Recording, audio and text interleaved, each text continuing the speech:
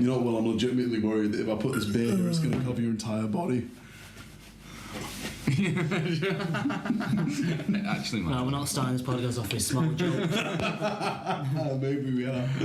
No, we're not. I'm not sure you have a choice. I know you edit it, don't you? Yeah, so I'm gonna edit out all these fucking small jokes. Apart, I'm gonna make them big jokes. I'm gonna fucking watch it on YouTube. My face is pixelated. Yeah. Just your voice and your face is just not gonna be in it. name spelt wrong. Every time I speak, you just resample things fart. Yeah, there'll be fart noises every time you fucking speak.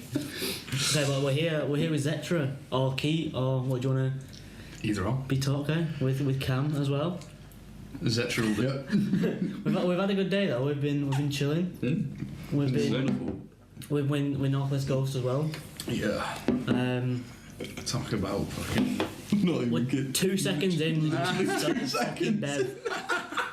I just took it was quite a zealous swig.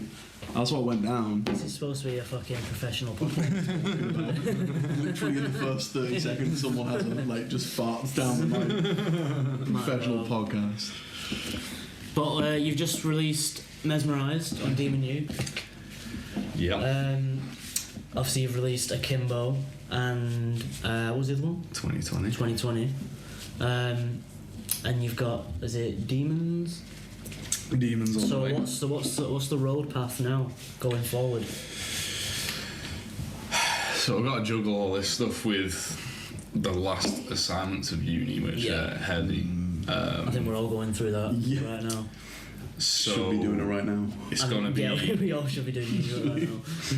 So we got a lot of the filming done for Demons. We've got Demons pretty much finished, and we've got another tune on the way called Reflect, which is all like 80% finished. Yeah, which is you, Northwest Ghost, and Live. Yeah. Which we don't know. And Cam's contributed to it. Four. I'm not going to be featured though. I don't deserve it. He's laid down the bass guitar and he's doing a little dub underneath Ethan's vocals. No one's going to hear it though. Like it's just that kind of thing. To be fair though, you can definitely tell the difference. Yeah, it makes a big difference. Have you heard it? Yeah. Oh, I've heard the very raw stuff, but I bet you enjoyed that. I always enjoy a raw tune. But yeah, just get those two out, I guess, and then I've downloaded a ton of new samples and software and stuff that I've not really had too much chance to start writing a new song with. So I'm excited to get these two out of the way because they're pretty much done, and then I can kind of really go crazy with the new stuff that I've got, hopefully. With the software and samples you downloaded, have you kind of preconceived a different direction for your music, or is it just... I think I want more exciting production. But by that I don't mean I don't want to, with my lyrics and stuff, I still want to be tackling similar topics to Mesmerised and stuff like that, and then actually going kind of deeper into my experience this year, because it's been a pretty tough year. But I want it to be enjoyable at the same time. I want a beat that carries a lot of energy and stuff, and so if you tune out the lyrics you can just have fun with it anyway. With the new stuff it's been a lot more upbeat. So I think that's danceable. I think that's the direction I want to start moving some of my stuff. I don't want to completely ditch. I don't think I'll ever be able to ditch the wave-inspired stuff that Mesmerised is, because that's just, I've been listening to that stuff for years. But even your early stuff, obviously it's very synthwave. You can still hear that in your tunes. Well, I use very nice FabFilter Twin's my favourite synthesizer at the moment, and that's inspired by just 80s analog synthesizers. All about the 80s. All about it. I mean, something that I find the proper mad about you, as a producer, is you're inspired by all that old analog gear, but you just use your mouse and keyboard. And me being a musician, I don't understand you. I don't know how you fucking operate like that. I'd be so slow. How long did it take you to get your flow up on that? I guess it took a while. But now that I know the shortcuts that I need, I don't know all my Ableton shortcuts. I should probably really brush up on my shortcuts, to be honest. And I definitely do stuff the harder way, if you know what I mean. There's probably an easier way to do some of the stuff that I'm doing, but because I just understand that workflow, I've just kind of grown to the mouse and keyboard and stuff. I'm happy. It's kind of a drawback in some ways. I'm too happy to work in the box. I need to start working out of the box. I feel like sometimes it's like, do you know, like keyboard shortcuts on like when you're trying to do stuff, people are like, oh, there's a keyboard shortcut for this, but it's like I've not learned to do it that way. Yeah, and I know this. I know this exact way that works for me. I mean, people don't talk about the amount of muscle memory that goes into production of video.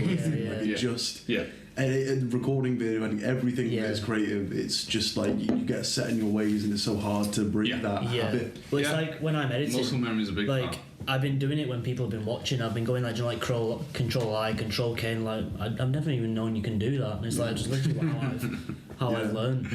Yeah. Well, I didn't learn a lot of my shortcuts on Logic until I started just in podcasts. It's like a fucking massive step up in my music production and my podcast production. I think they go hand in hand a lot of the time. Hugely. There's preference as well, because like you were watching me produce the other day, and I like drawing in my automation, whereas you like doing the automation with the dial, and I have that option, but especially if it's something simple, I'd rather draw it in, just because I feel like for me, if I have to come back and change anything, it makes it a lot easier in Ableton anyway. Something that's sick that Ableton has is where you can bend all your automations as well. Like I love that kind of bowing of the automation. You just hold shift and like I've got all those annoying little notches that you see. Go on. I think so.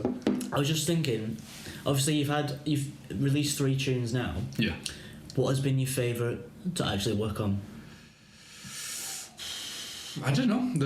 They're all kind of different. In different ways. Like Akimbo was just fun, and that's all it was. Like all Akimbo was just fun, and you know. Even the video, like not to. Video was just goof, and it was just. It fun. was first tune, first video. Yeah. And I think it came off that. It was surreal.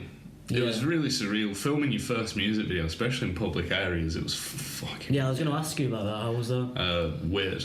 I need a lot of alcohol.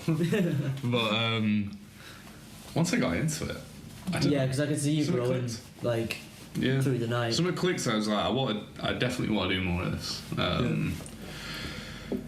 And it's nice taking my music in another direction, because it has always just been, I spend hours working on just the beat, send it about, don't barely promote it. Yeah. Some of them did good. Some of them hit a couple thousand plays. Some of them, struggled to hit 100 and just got privated. But now I think after putting the vocals on, it's a bit more consistent. The interest is consistent. Because obviously with your first early stuff with like synthwave and that, a few people would share it about, obviously, because like the people we know. But since you released Akimbo, everyone's been like sharing it. They've been on it, and my mates have been. Yeah, everyone's been. Yeah. I've seen a big step up in people actively supporting it. I mean, it's more than mates. It's mates and mates and mates and mates. There's a daisy chain. It's cool. Yeah, like my mates have been sharing it. Yeah, and like I'm seeing people comment who are like mutuals with other people. Yeah, exactly. So I know personally, everyone on Sundog was really hyped to hear your release. Like, everyone was really fucking with it. That's sick. That's really cool to hear. I think it's because I've got vocals, and I think it's something that simple. I think because it's not music a lot, like same with synthwave and same with the other stuff. It wasn't music that a lot of people would fuck with. It's a very niche genre. Exactly, and what I'm doing now isn't exactly something a lot of people would fuck with. But I think because it's got some derivatives of mainstream hip hop, it's a little bit more digestible.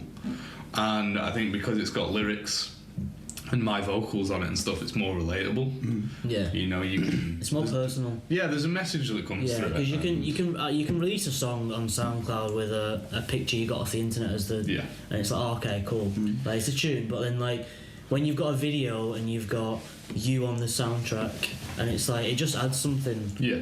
Well, it ties your entire product together. You're more than just a producer now. Exactly. Like, while we're on the topic of you adding vocals to your mixes, like let's please talk about like your vocal growth. It's been incredible. Like watching it because we live together. Watching it has been fucking amazing.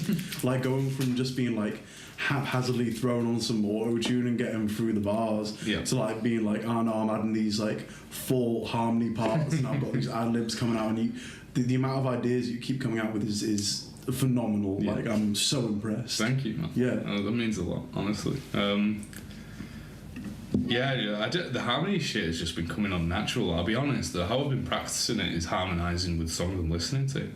You know, I'm listening to a lot of Dripping So Pretty and stuff like that, and I'm trying to find those extra spaces that I could occupy around that song, you know, rather than just singing along to it. And that has helped, like, so much with coming up with harmonies for my own stuff. Like, it's not even something I even thought, you know, sat down and thought, I have to do this, I need harmonies in my songs. It just started fucking happening. I started doing it in the shower and stuff like that, and then I realised, like, I'm getting ideas for my own songs and how to do harmonies and stuff. So that's been fun. That's been a lot of fun. So when you start learning to do vocals and you start singing, you find time to practice all the time. Yeah. Like it just becomes ingrained in your, it's habitual. Yeah. To just, you know, you're listening to something or you're in the shower, or even if, like, sometimes if I'm just like walking through the town and there's like a tone, I'm like, oh, can I hit that? But can I hit that? Like, really? Yeah. I think with something Ethan said to me today as well was I think he was showing Kimbo to his mate Aaron, and he was saying, like, this is Keaton's first tune doing vocals, and they're like, what the fuck? Yeah, I remember that. And I think I said to Ethan, I was like, it's weird because it's like, it might be my first tune, but I feel like I have just been kind of subtly, like you're saying, it's kind of become habitual just to start singing to shit quite a lot. And I'll admit, I guess I have been doing it for a few years, you know, like just singing to songs and singing just to myself in my room when I'm in the shower and stuff like that, just quite often. Yeah, because you're musical, you can't help but try and do it properly. Yeah. And I think, because I've worked in music a while, I know when I'm out, I know when I sound shit. And I think that's helped as well, because, like, I'll hit a botch note and I know exactly I've hit a botch note, try it again and try and do it better. But I'm not proactively trying to do that, you know what I mean? I'm not planning out, you need to work on your vocals harder and make sure you hit your notes more consistently. It's just habitual, like you said. And so I think that's why Akimbo kind of just came naturally at first. It sounded very natural. Yeah. Even though it's auto-tuned to fuck, because I hadn't recorded my voice before and understood that process. And 2020 is pretty auto-tuned, but a little bit less so. Mesmerised, that was Mesmerised crazy, because the first vocal on that was actually the very first vocal I ever did. Akimbo was the first one I put out, but Mesmerised was the first one I actually ever did. Oh really? I didn't know that. The end version as well? Not the end version. I re-recorded, because the first version, because it was the first one I ever did, and it was with that shitty fucking auto-tune free M audio plugin or whatever the hell. I want to talk about Meldine second, But with that, I sounded like a robot. I sounded like C3PO spitting bars on it. And listen back. I'd like to like C3. Yo, does anyone on TikTok with like a vocal and we want to see it? We want to see it. If anyone can do the C3PO voice, that will spit down. We'll produce We're collabing, right? Zetra X C3PO. Oh, that'd be a bang. But to be fair, if you did that first, and then obviously brought it out as your third, it sounds way more refined and way better. Yeah. So I think that's it shows how you stepped up. Yeah, because I've re-recorded it and release 2 tunes, and then it shows that step up. Yeah. In production, obviously. Yeah, because I think it's higher quality than 2020. And oh yeah, definitely. For sure, yeah. But I mean, like you've revisited that beat like 3 or 4 times as well. Yeah. Like I think even the 808s, you remade them a couple times. It was a slog to get. Well, that bass, so it was a Reese bass on Mesmerised, and. For people who might not know what a Reese bass is, do you want to go into what that is? Yeah, I was just about to explain it quick. Reese bass, it's been a while since... You know what? It's actually been that long since I made that Reese bass. It's going to be hard to describe. I don't know what a Reese bass is, so take... Do you know what a sine wave is? No. Right, it's very, very simple tone. Just like a... Think about you talking to a toddler. Yeah. Explain it. Right, so just imagine a normal tone. Yeah.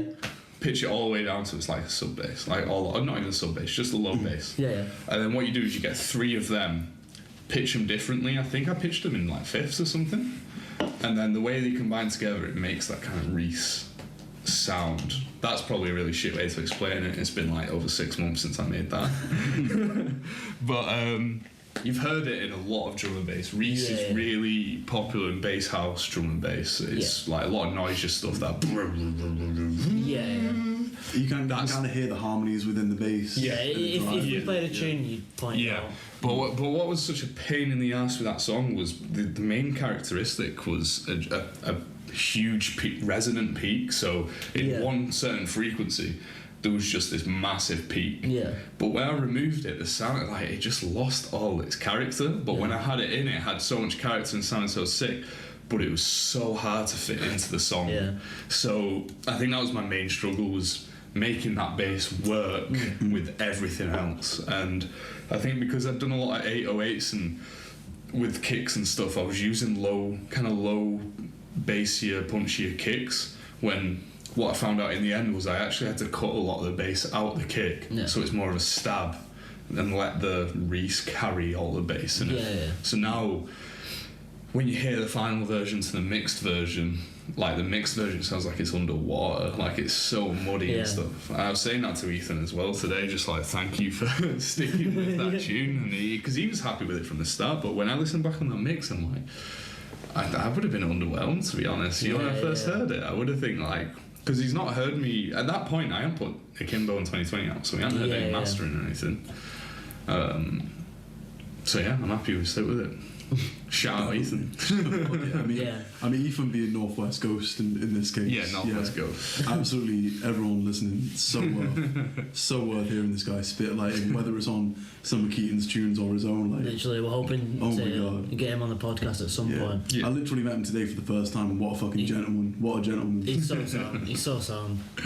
But like, even musically, like, I think he can go wherever he wants to. I'm excited to see. I don't think there's a lot of people that do bars like him. I don't think there's very many people that can rap like that guy. The only person I can really compare him to is Night Lavelle, but if you played their stuff side by side, you could see inspiration. You see inspiration, but it wouldn't be like...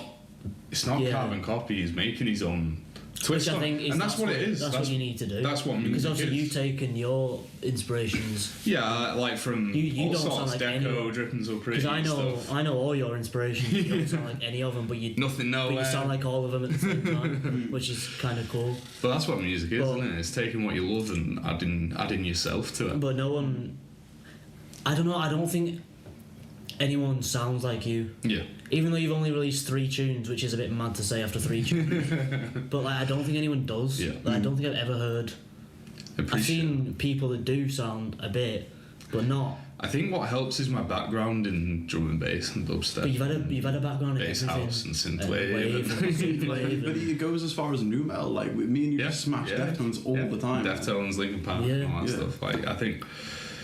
Because I've got all that, and a bit of pop punk and everything, like just everything. Bits of everything. Running off around DJing and skating has been so formative for you. Really, it's made you as a person. Formative in ways you didn't think. I think producing my own beats is what's making a difference as well.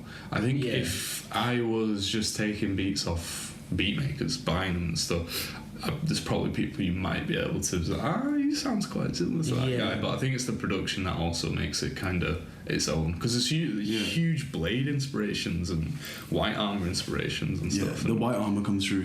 Like, it's the top line, since you can really hear that White Armor. But he has this just really mystical sound to his stuff, and I love that stuff. It takes, I don't even know if that's his intention, but it just gives me like PS1, PS2 nostalgia for some reason when I hear like his mixtapes. I think I like playing Shadow of the Colossus or something. It just takes me back to that stuff for some reason. It's mad.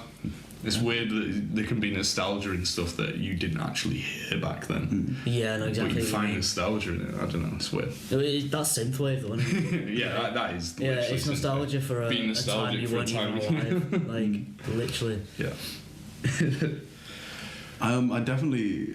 I think something you've found recently would be really important to talk about for early starting producers. And that's Melodyne. Yeah. Like, the Ceremony plugins, like, how much of a difference does that make to you? I wish I got that so much sooner. It is crazy. It's not like, it feels overpowered. It does feel overpowered, but if you put a bad performance in it, it's still going to be a relatively bad performance. But it's gonna sound way better. If you do a good performance with hiccups and bumps in it, you can just clean them out so easy. And so what I've been doing is Melodyne just to correct those hiccups and bumps and stuff. And then run that through auto-tune for the sound that auto-tune gives, because I love like the it's like the T-Pain effect, yeah, isn't it? Kinda like T-Pain effect. I'm trying to not push it that hard, to be fair. Yeah. Well, it definitely it was not. getting pushed that hard when I started, for Akimbo, sure. yeah. But I'm trying Tone not it down to like a nice level where you can still hear your voice. It sounds like I want it to sound like me, but I like the effect it has. It merge it because my stuff's so synth heavy and stuff. It kind of bridges the gap between my vocal and the production. I feel like a lot of people start that way, where it's like it does sound very like auto-tuning. Well, early Oliver that we used to listen to. I showed you some Oliver at first. Yeah, and you didn't like it because of the auto-tune. But then I did and grow then on me. Grew on you, But you listen to Oliver now, like I don't even know if the fucking guy. He's probably just using Melodyne or something. Like it doesn't sound. Everyone does. Everyone. If he's using auto-tune, it's a lot like way less intense than it used to be. And like most people use auto-tune.